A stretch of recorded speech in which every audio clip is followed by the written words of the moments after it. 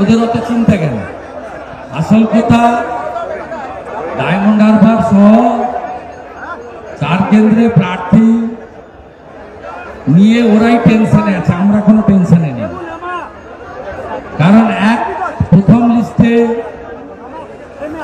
এবং দ্বিতীয় লিস্টে অভিজিৎ গাঙ্গুলি, রেখা পাত্র, রাজমাতা, এদের দেখেই ওদের যা অবস্থা হয়েছে প্রসার এখন 180-120-তে চলে গেছে, কোনো ওষুধেই প্রেসার নামছে না। তাই কয়লা ভাইপো অত্যন্ত চিন্তিত ডায়মন্ড হারবারে কে প্রার্থী হচ্ছে।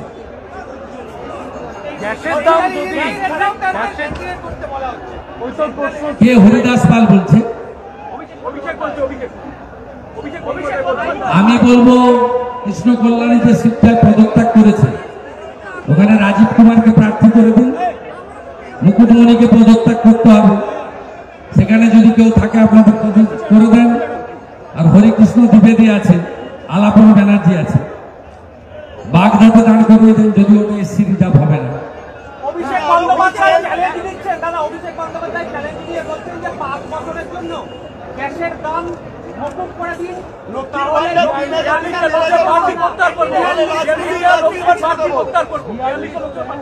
রাজস্থানে কি করেছি গিয়ে খোঁজ নেবেন। আজকেই ভারত সরকারের নোটিফিকেশন দেখবেন, উজালার 300 টাকার যে সাবসিডি 2025 সাল পর্যন্ত এক্সটেনশন অর্ডার বেরিয়েছে। এসব কথা বলে লাভ নেই। যাদের রাজ্যে পেট্রোল, ডিজেল এবং রান্নার গ্যাস স্টেট শেষ বেশি নেওয়ার জন্য বেশি, ওকে আমি চ্যালেঞ্জ করছি। রাজ্য সরকারের যে ট্যাক্স ওর পিসি নেয় পেট্রোল, ডিজেল এবং রান্নার গ্যাসে, সেইটা ছাড় দিয়ে ঘোষণা করে দেখুন, ক্ষমতা থাকলে ওটা ছাড়বে।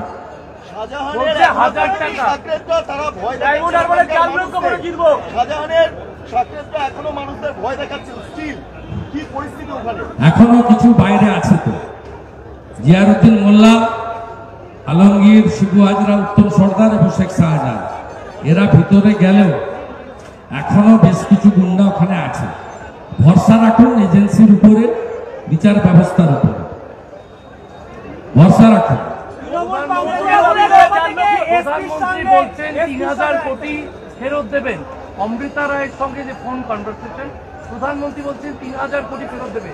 মাত্র 21 টাকা করে 140 কোটি মানুষ মাথা পিছু 21 টাকা পাবেন। 21 টাকার ভোট দিয়ে দেবেন। কেন 21 টাকা সবাই নেব কেন? আমি নেব কেন? আপনি নেবেন কেন? ওর পিসি রোজ valley, Sarada, Alchemist, Pincon, আইকো, Bethell, এই যে চিটফান্ডের টাকাগুলো ওর পিসি ঝেড়েছে, 3000 কোটি টাকা চিটফান্ডের যারা সাফারার গরিব মানুষ, ডেলি আনতে ডেলি খান, মোদিজি তাদের টাকা ফেরত করাবেন।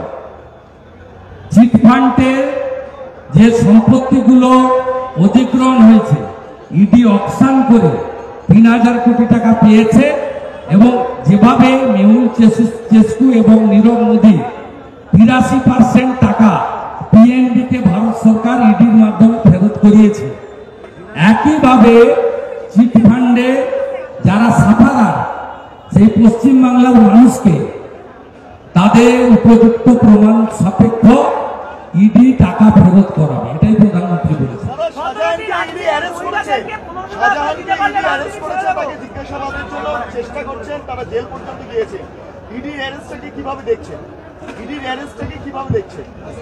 ইডি তো প্রথম গেছিল, কারণ Shahjahan food corporation India Bharat সরকারের পাঠানো সাদা চাল, পরিষ্কার চাল আর ভালো গম, সেগুলো বাংলাদেশের সাতক্ষীরাতে পাচার করত। আর আমাদের পশ্চিমবাংলার লোককে পচা গমকে আটা পেশাই করে প্যাকেটে ঢুকিয়ে সেই আটাগুলো আমাদেরকে দিত। ওই জন্যই জ্যোতিপ্রিয় মল্লিক, বাকিবুর রহমানের কেসে প্রথম 5ই জানুয়ারি ইডি যায় এবং আক্রান্ত হয়।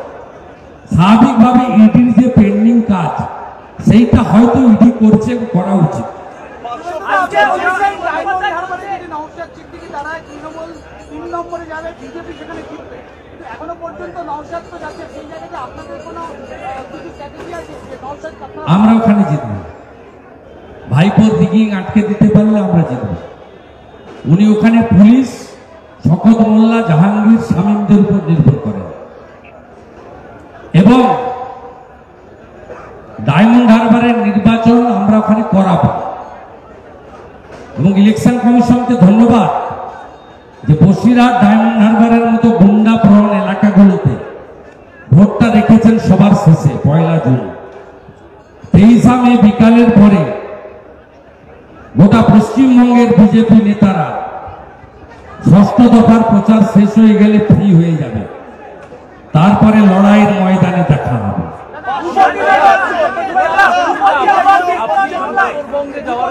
বিস্ফোরণ মামলায় এনআইএ নোটিশ দিল তৃণমূলের 2 নেতা সহ 8 জনকে। তৃণমূল কংগ্রেস গতকালই সেই আশঙ্কা প্রকাশ করেছিল যে বিজেপির 2 নেতার সঙ্গে স্থানীয় এসপির বৈঠকের পর এই ধরনের ঘটনা ঘটতে পারে।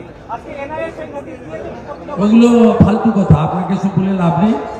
পশ্চিম ভাঙনবাড়িতে বোমা বিস্ফোরণে 5 জন মারা যায়। তৃণমূলের প্রাক্তন প্রধান সমর মণ্ডল জেলে আছে। পশ্চিম ভাঙনবাড়ি আপনার নাড়ুয়া বিলাতে ওখানে 4 জন মারা যায়। হাইকোর্টের ডিভিশন বেঞ্চ এনআইএ তদন্ত দেয়। আমরা তো বলছি তো নোটিশ নয়, এই ব্যক্তিদেরকে গ্রেপ্তার করা উচিত। এনআইএ অবহেলা করছে, অবিলম্বে গ্রেপ্তারের দাবি করছে। তৃণমূলের যদি লজ্জা থাকে আগে বলুক যে বোমা বাঁধতে গিয়ে বিস্ফোরণ ঘটেছিল কেন, 4 জন গ্রামবাসী সেখানে বিস্ফোরণে তাদেরকে মৃত্যুর মুখে পড়তে হয়েছে। রাজ্যের অসহযোগিতার জন্য মেট্রো রেলের কাজ বন্ধ হয়ে যাচ্ছে, সিপিআরও এবং সিকিউরিটি অফিসার তারা অভিযোগ করছে।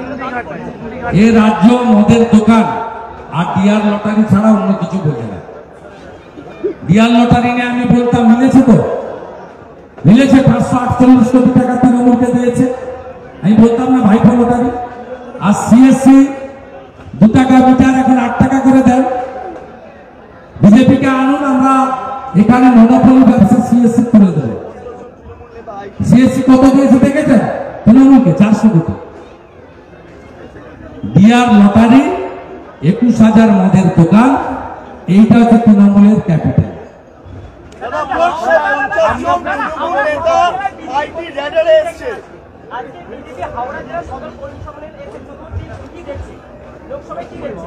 আপনাকে বলবো না,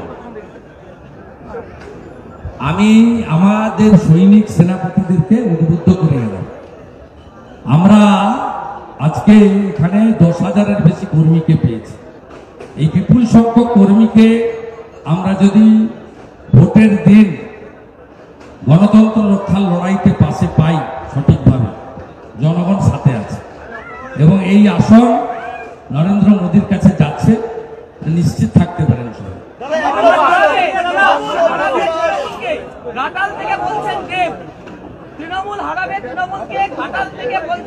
ওর কথা কম বলা ভালো, ওর কথা কম বলা ভালো।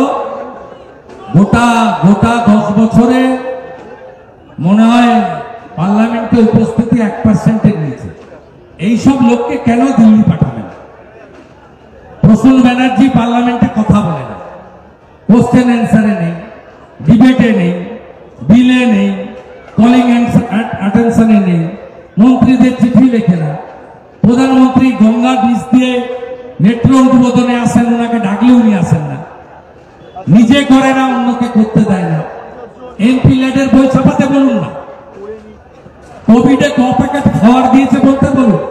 একই অবস্থা সাজদা বিলে, একদিনও মুখ খোলেনি পার্লামেন্ট।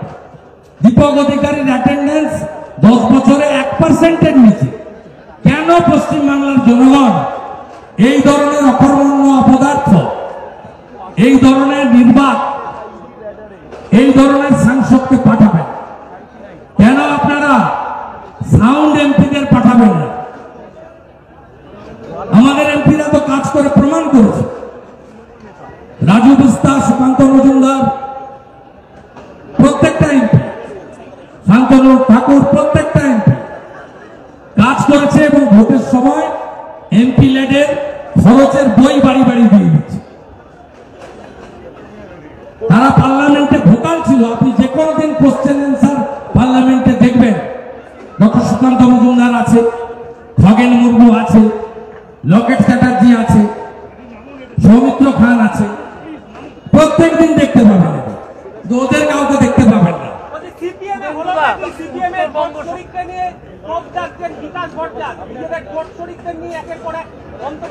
কংগ্রেসের এক মহিলা নেত্রী বলছে সিপিএম যেখানে দাঁড়াচ্ছে সেইখানে প্রচার করবেন না, রাইসেফ যেখানে দাঁড়াচ্ছে সেখানে প্রচার করবেন না। কি জোর? ওই পিন্ডি চটকে গেছে। ওদের অবস্থা খুব খারাপ। বিধানসভায় সংখ্যা নেই। এখানেও ওদের মীনাক্ষীকে পাঠিয়েছিল ভোট কেটে মমতা ব্যানার্জিকে জেতাতে আমার বিরুদ্ধে। 21 সালে কোন প্রবীণ নেতা ওদের যায়নি। যখন ভোটে বাজার ভালো থাকে তখন এরা লড়ে। যখন এই বুড়ো নেতাগুলো শিখবে, বয়স্ক নেতারা, এদের আমি রেসপেক্ট দিয়ে বলছি, এরা যখন দেখে বাজার খারাপ নিজেরা লড়ে না। আমার বিরুদ্ধে মীনাক্ষীকে পাঠিয়েছিল যাতে সনাতনী ভোট কেটে মমতা ব্যানার্জিকে জেতানো যায়। ওর জামানত জব্দ হয়েছিল। এরা সব্যসাচী ভট্টাচার্যের জামানত